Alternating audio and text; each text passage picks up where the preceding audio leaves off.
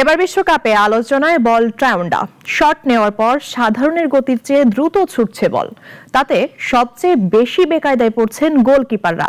গতি পুরোপুরি আন্দাজ করতে না পারায় হাত থেকে ফসকে বল যাচ্ছে জালে। গবেষকরা ট্রাউন্ডার এই সমস্যার নাম দিয়েছে ড্রাগ ক্রাইসিস। বিস্তারিত প্রতিবেদনে।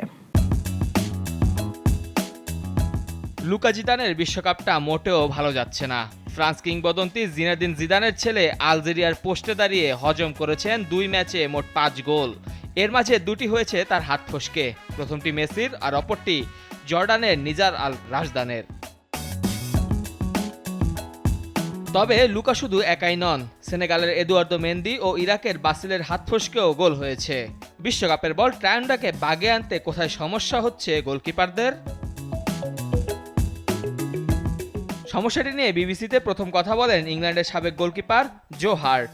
এই ফুটবলার তার পর্যবেক্ষণে বলেন, পায়ের স্পর্শ থেকে বেরিয়ে আসার সময় বলের গতি যতটা মনে হয়, বাস্তবে গোলকিপারদের কাছে তা অনেক বেশি দ্রুত গতিতে পৌঁছাচ্ছে। বিশ্বকাপের বল ট্রাউন্ডার এই অস্বাভাবিক আচরণ নিয়ে গবেষণা করে সমস্যা চিহ্নিত করেছেন জাপান ও কোরিয়ার গবেষকেরা। তারা উইন্ড টানেলে বলটিকে পরীক্ষা করে দেখেছেন ড্র্যাগ ক্রাইসিসে পড়ছে বলটি।